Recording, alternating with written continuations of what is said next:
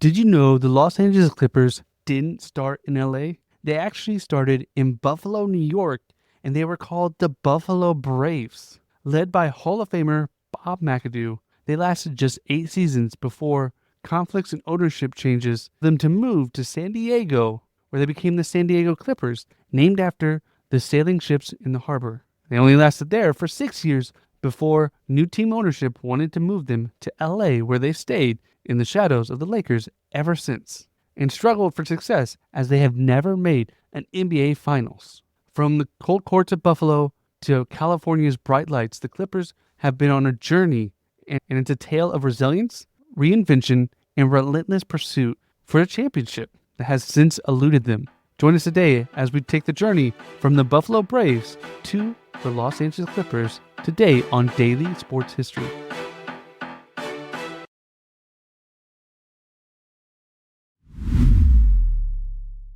Welcome to Daily Sports History. I'm Ethan Reese, your guide, as you daily learn more about sports history, increasing your sports knowledge, as we dive into the Clippers and the Buffalo Braves.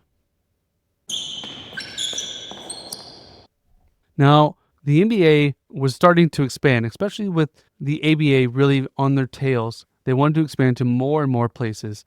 And in 1970, they added the Buffalo Braves as a new expansion team to join the league alongside the Cleveland Cavaliers and the Portland Trail Blazers. And owner Paul Snead selected the name Braves to honor the Native American heritage in Western New York.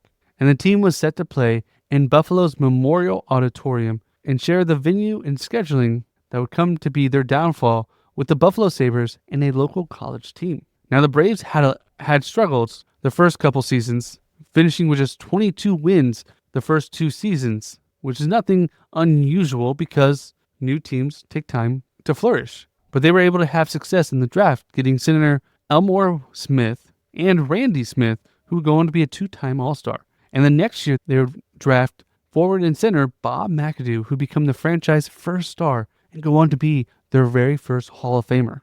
And they would eventually hire Jack Ramsey as their head coach after a few years, who also is a Hall of Fame coach. And in the 1972-73 season is really when they started to break out under Jack Ramsey and Bob McAdoo. And they actually set a record that year, scoring 58 points, the most points scored in a single quarter against the Boston Celtics, a record. And despite that, they would go on to lose that game. But they would have a great season.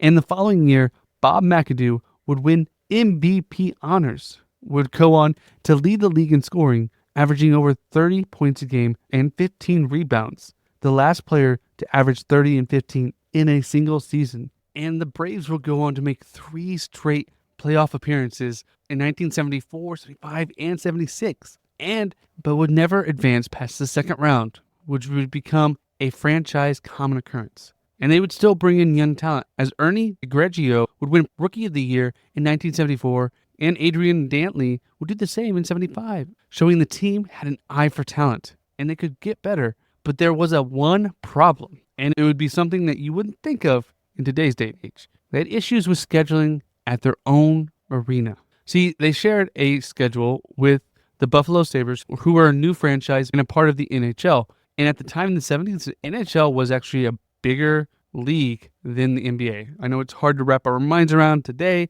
but at the time it was. So the Buffalo Sabres got first pick. And next pick actually went to the Canisius College basketball team. Yes, have you heard of Canisius College? I bet you haven't. They are a small school, but in the 1950s, they were able to make the Elite Eight a couple of times. And so they had a huge following in the area just based off the success they had had before. Even though they were a small school who have not made the NCAA tournament at this point since 1957, and have only made it one more time since in 1996. So this school at the time was a bigger deal than it is today. That's why we don't know about it. And you wouldn't think that they would block an NBA team, but the NBA was still viewed as new, and the Buffalo Braves were still viewed as new. So the good dates for scheduling, and the NBA itself had to wait for the Sabres and Canisius College to set their schedule, and then the NBA could set their schedule for the Braves. It made it very difficult, and the Braves actually offered over $5,000 to Canisius to allow them to have Saturday games. But they didn't want to do that because they didn't want to take away from the stranglehold they had on basketball in the city. And so owner Paul Snyder, after 5 years of these issues, was looking for other options, looking for new venues. They actually ended up playing multiple games in Canada because of these issues, which was good for the league. It let us know that, hey, we can hold a team in Toronto, which they would do 20 years later. But it was difficult for the franchise. They didn't have the support of the team, and they weren't financially viable enough to build their own stadium. It was just too much. And so the only option looked like they needed to find somewhere else to move. But they had actually signed a lease that made this very difficult. And the problem was, in this lease, they needed to average 5,000 fans per game. And they were too good. Being a playoff team meant you were going to get that. They were a good team, and Buffalo is a rabid fan base that we know now. They're huge on the Bills. They're huge on the Sabres. Now they don't have an NBA team because of this. But their lease required them to have 5,000 on average in attendance for a season. And if they got below that, they could break their lease and they could move. Well, to do that, they had to get rid of a lot of their team. They stripped their team down to bare bones. After having 3 consecutive playoff appearances and having a former MVP, they stripped down the team for parts. They ended the 77 season with a record of 30-52 and did even worse the next year at 27-55. Because when you lose, people don't come. So at this point, they averaged less than 5,000. They were able to break their lease, but there was a little bit of an issue as well. Where do you go? And the NBA wanted more teams on the West Coast to branch out a little bit, but their owner wanted to stay on the East Coast. But surprisingly, the owner of the Boston Celtics, John Brown and Ivy Levin, wanted to move to the West Coast. But they could never move Boston there, as Boston was such a stranglehold, already had so many championships in Boston. You couldn't move them, but you could move the Braves. And what was done was, with the approval of an NBA lawyer named David Stern, sound familiar? The idea from the Colts and the Chargers in the NFL, who actually did an ownership swap, where the owners of the Chargers now own the Colts, and the owners of the Colts now own the Chargers. And so he brought this proposal to them, and they both agreed, and so they swapped franchises. It's not something that's done very often. It hasn't been done very often, and honestly, you wouldn't see it today. The teams are making so much money no matter where you are. It's a different time. There was no TV rights and deals. All that stuff was going on, but this allowed both the owners to be where they wanted to be. Now, it was time for them to relocate, and they decided on San Diego, as they had previously had an NBA team in the Rockets, who had moved in 71 to Houston. And so they already had the stadium and infrastructure in place. So they moved to San Diego, and they thought the Braves may not be the best thing. So they wanted to change the name. Not every team changed their name. The LA Lakers used to be the Minnesota Lakers, where there were a lot of lakes. So it made sense. And the Utah Jazz used to be the New Orleans Jazz, where jazz was created. So it makes sense. But they kept their names. But the Braves didn't. And the city voted for the Clippers, in reference to the iconic sailing ships from the San Diego Bay. And by this point, only 3 players from the Braves came over. McAdoo had been traded, and it left only Randy Smith, Swin Nader, and Scott Lloyd as the remaining starters for the Buffalo Bills. And so they would have to fill in the roster, and they would struggle. To start their first season. But their new coach, Gene Shue, was known for his up-tempo style, and it caught on. And they were able to finish out the season with a 43-39 record, just 2 wins short of making the playoffs, led by World B. Free, averaging 28.9 points that season, second most points in the NBA, and being named to the All-NBA team. And no, that is not his real name. His name was Lloyd Bernard Free. Changed it to World B. Free, very similar to Meta World Peace. A great name. I love it. And it's just a sign of the times. That was very 70s-like. But their fast-paced team made the team electric and fun to watch, and was able to draw in a crowd. In the first season, they had built a local following and was starting to get ingrained. And then in 1979, they actually were able to sign San Diego native and former MVP of the league, Bill Walton, to a then record contract for 7 years, $7 million, hoping he could be a cornerstone of the franchise going forward. And this was a steep moment, as they had to trade away some key members and draft picks to acquire him, including over $300,000. Now, it was excitement, except if you know anything about Walton's NBA career, it was great at the beginning and then marred by injuries for the rest of his career. And he only played 14 games that season and lost the entire next season, completely derailing their hopes. Even though World B. Free was a great scorer and continued his scoring, they struggled. They didn't have a winning record and wouldn't reach the postseason until 1981. And by that point, the team owners were ready to sell to LA real estate developer Donald Sterling for $12.5 million in 1981. Now, selling to Sterling, and that is roughly $44 million today. Selling to Sterling may have been the downfall of the Clippers because of the previous owners of the Boston Celtics, who knew how to win championships. But Sterling didn't know. And he started to make waves right away and change the team's trajectory. He was immediately fined for publicly admitting to tanking for draft position. He violated teams' rules for travel and accommodations, and he had a reputation for not paying his bills, even having hotels and bus companies refusing to use them for non-payment. And he continuously tried to move them to Los Angeles, which he was initially blocked by the NBA and led him to actually sue the NBA, being in a monopoly. Eventually, the suit was dropped as they would allow him eventually to move to LA, but it was a tough time. The finish of the 1982 season, they only won 17 games. Walton wasn't playing. They traded away World B. Free, and they just struggled for the next years, never making the playoffs the 6 years they were in San Diego because they didn't have the support of the ownership. The ownership wanted them to be so bad in that city that they were forced to move to LA, where he lives, so he could be close to there. And he wasn't only terrible back then. For this, he's just a terrible person, which will lead to troubles even more.